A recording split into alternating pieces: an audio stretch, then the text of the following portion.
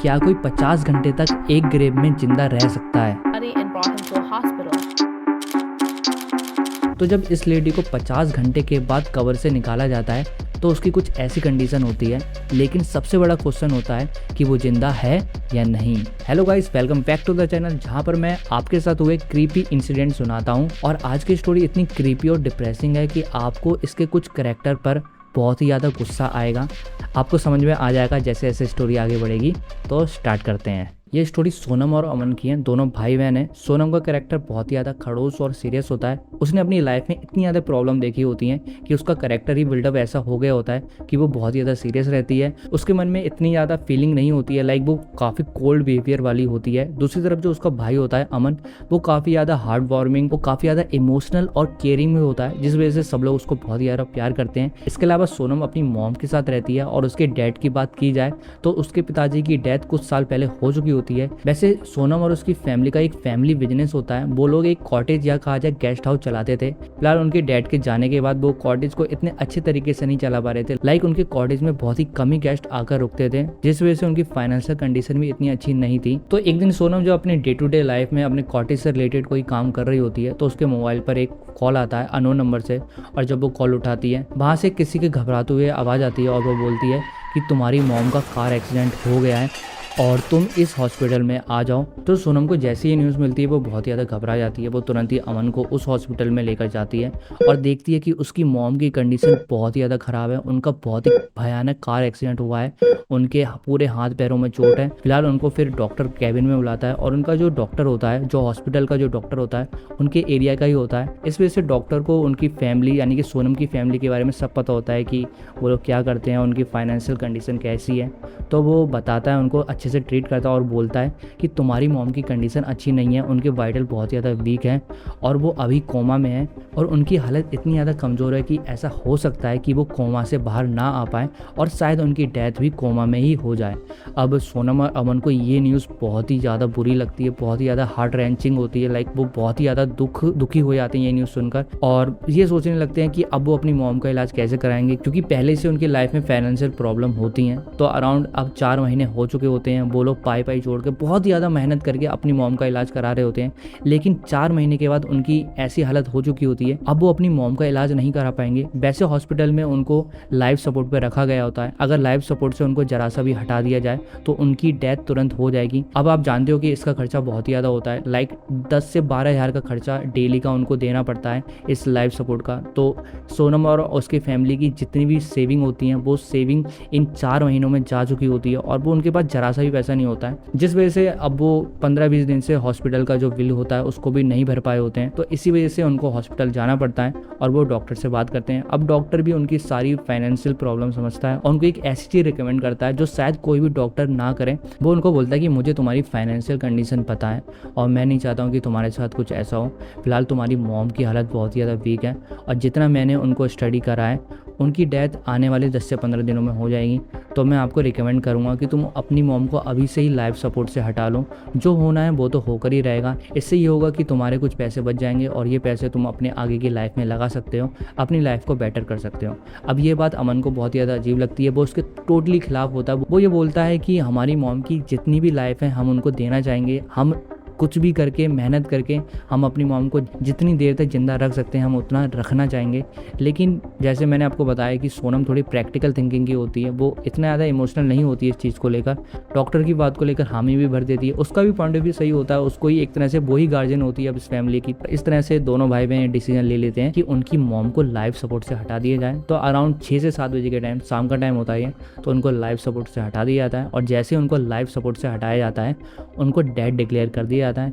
अब उनकी dead body को उनके कॉटेज में लेकर आया जाता है। अब कॉटेज ही उनका घर होता है। फिलहाल अभी तो उनका फ्यूनरल नहीं हो सकता था क्योंकि ये इवनिंग का टाइम था और रात भी होने वाली थी, तो सब लोग सुबह के होने का वेट करते हैं। फिलहाल सोनम की मॉम की ये इच्छा थी कि उनको कॉटेज के सामने जो गार्डन है उसके सामने जो रेड ओक ट्री है उसके नीचे उनको दफनाया जाए, क्योंकि वो खाली टाइम में जब वो ठीक थी तब वो अपना खाली टाइम वहीं पे स्पेंड करती थी।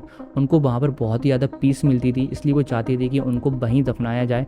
तो वो उनकी इच्छा के अकॉर्डिंग उनको वहीं दफनाते हैं। तो सुबह होती है, उनके फ्यूनरल स्टार्ट होता है और इन दी एंड उनका फ्यूनरल हो जाता है और लगभग 6 से 7 बजे के टाइम उनको दफना दिया जाता है। इसके 4 से 5 घंटे के बाद लगभग 12 से 1 बजे का टाइम होता है। किसी की बाहर से स्क्रीम करने की आवाज़ आ रही होती है, लाइक ऐसी आवाज़ आ रही है कि जैसे कोई जानवर चिल्ला रहा हो, पेन में चिल्ला रहा हो। तो कॉटेज के लोग सोनम और अमन से बोलते हैं कि ऐसा लग रहा है कि कोई बाहर से चिल्ला रहा है। तो सोनम और अमन इस पर इतना ध्यान नहीं देते, वो बोलते हैं कि शायद कोई जानवर आया होगा। आवाज़ें अब शाम को भी आती हैं। कॉटेज के लोग फिर से उनसे बोलते हैं कि हमें ऐसा लग रहा है कि बाहर कोई जानवर आया हुआ है, हमें देख के आना चाहिए। पर सोनम और अमन मना कर देते हैं इस बात को। वो बोलते हैं कि ऐसा नहीं जाना चाहिए आपको, शायद कोई बाघ वगैरह हो और अगर आप जाओ वहाँ पर तो वो शायद आप पे अटैक कर दे। तो वो लोग इस पर कोई एक्शन नहीं लेते हैं। और अब अगला दिन हो जाता है और उन्हें अपनी मॉम को दफनाए हुए टोटल 24 आवर्स हो चुके होते हैं। और जब वो लोग कॉटेज वाले सोकर उठते हैं तो वो फिर से ये शिकायत करते हैं कि हम पूरी रात सो नहीं पाए, हर किसी को आवाज़ें आ रही थी किसी के स्क्रीम करने की।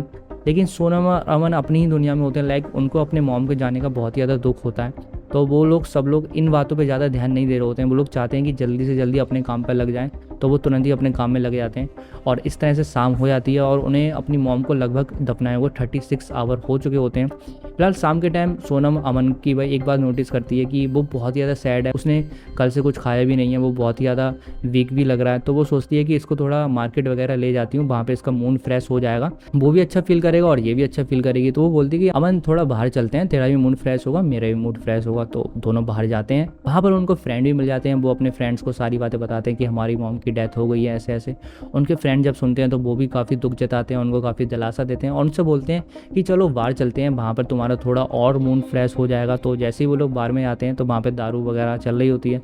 तो एक एक करके दोनों पैक बनाते हैं और पीते हैं और ऐसा ऐसा करते करते वो दुख में ज़्यादा ही दारू पी लेते हैं और पूरे नशे में धुत हो जाते हैं। और इस नशे की हालत में लगभग 11 से 12 बजे के टाइम, रात के 11 से 12 बजे के टाइम कॉटेज के पास लौटते हैं। अब कॉटेज के बाहर सोनम देखती है कि बहुत ही सामान फैला हुआ है, इसलिए वो अमन से बोलती है कि तू अपने रूम में जाकर सो जा, मैं ये सामान समेट रही हूँ। तो वो बोलता है कि नहीं, मैं अपने रूम में नहीं आता हूँ, मैं अपनी मॉम की ग्रेव के पास जाता हूँ, मुझे अकेले में उनसे कुछ बात करनी है। तो बोलती है कि ओके जा, तू कोई प्रॉब्लम हो तो बताइए। तो वो अपनी मॉम की ग्रेव के पास जाने लगता है। पूरा अंधेरे का टाइम होता है, ठंडी ठंडी हवा चल रही होती है, ऐसा बहुत ही डरावना माहौल होता है और ऐसा लग रहा होता है कि कुछ होने वाला है। तो अमन जाता है धीरे धीरे अपनी मॉम की ग्रेव के पास जाता है और साइड में खड़ा हो जाता है।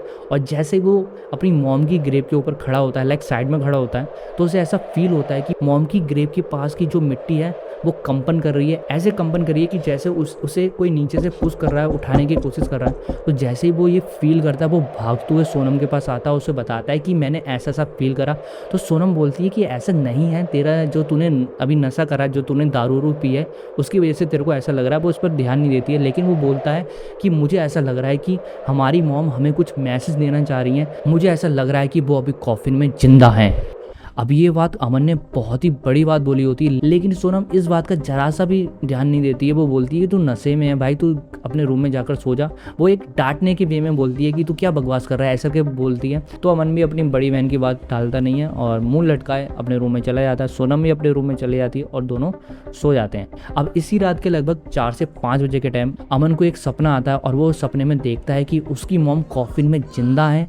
वो बाहर निकलने की बहुत ही ज़्यादा कोशिश कर रही हैं, लाइक अपने हाथों से काफ़ी कॉफिन के दरवाजे को पुश कर रही हैं, अपने सिर मार रही हैं कॉफिन के दरवाजे पर, बहुत ज़्यादा कोशिश कर रही हैं वो। और ये भी वो देखता है कि उनके हाथों से और सिर से खून निकल रहा है, क्योंकि उन्होंने बहुत ही ज़्यादा कोशिश करी है बाहर निकलने की। सपना देखने के बाद जैसे उठता है वो mummy mummy mummy mummy mummy करके चिल्लाने लगता है।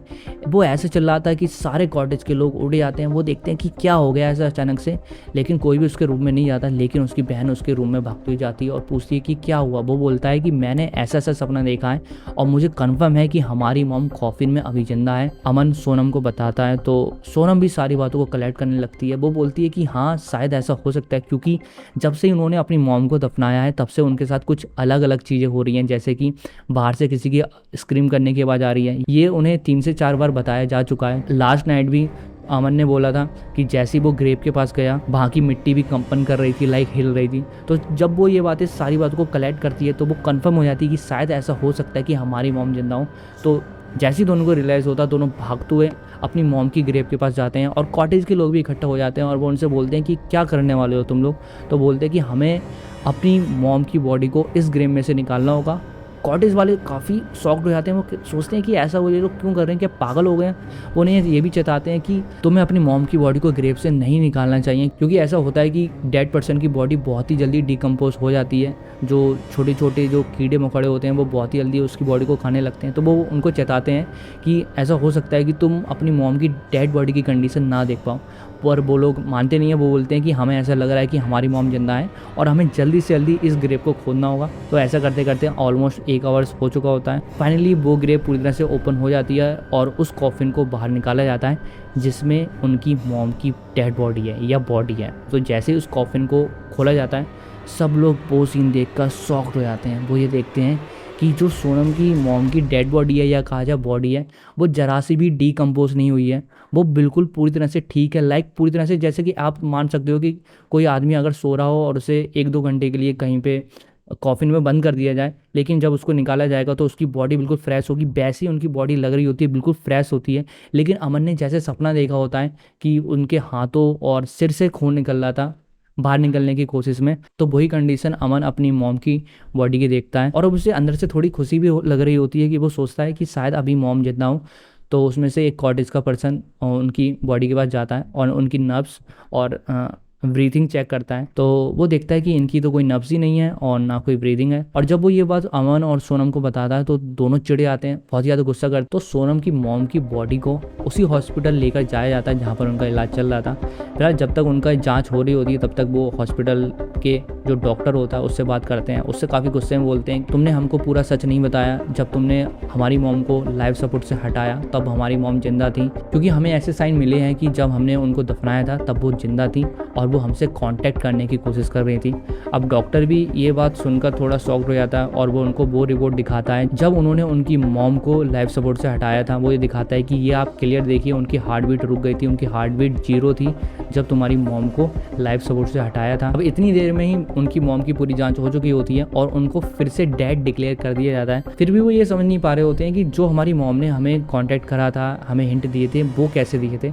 तो उनका डॉक्टर उनको ये बोलता है कि अगर ऐसी बात है तो आप लोग अपनी मॉम की डेड बॉडी की ऑटोप्सी करा लो, जो भी रिजल्ट आएगा उससे सब क्लियर हो जाएगा। और कुछ घंटे के बाद उस ऑटोप्सी का रिजल्ट आ जाता है और उस रिपोर्ट में काफ़ी शॉकिंग रिजल्ट होता है। उसमें ये पता लगता है कि सोनम की मॉम की डेथ अभी से 6 घंटे पहले हुई थी। लाइक जब उनको निकाला गया था ग्रेव से तो अराउंड वो 6-7 घंटे पहले ही हुआ था ये सब। तो उस रिपोर्ट में ये बताया गया था कि सोनम की मॉम की डेथ 6 घंटे पहले हुई थी। लाइक कह सकते हैं कि जब सोनम की मॉम को ग्रेव से निकाला जा रहा था अराउंड उसके आधे घंटे पहले या 1 घंटे पहले ही उनकी डेथ हो गई थी।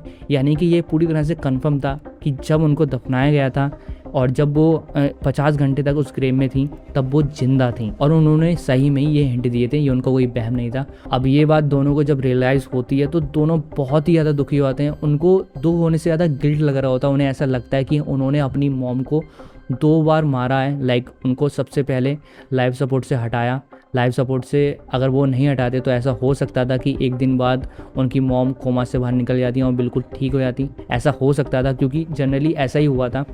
और सेकंड बार उन्होंने जब मारा, जब उन्होंने अपने मॉम के हिंट को नहीं समझा, उन्होंने जल्दी एक्शन नहीं लिया और इस वजह से उनकी कॉफिन में ही डेथ हो गई। फिलहाल तब तक वो जिंदा थी उस कॉफिन में। फिलहाल सबसे बड़ी क्रीपी बात तो ये है कि उनकी मॉम लगभग 40 से 50 घंटे तक 2 से 3 फीट ज़मीन के अंदर दबी हुई थी। और ये बात सबसे ज़्यादा क्रीप करने वाली बात है कि कैसे उन्होंने इतने टाइम तक सर्वाइव करा होगा। तो गाइस ये थी सोनम की मॉम की स्टोरी, जिनको लगभग 50 घंटे तक कब्र में जिंदा दफनाया गया। आई होप आपको ये वीडियो पसंद आई होगी और मेरी स्टोरी टेलिंग पसंद आई होगी।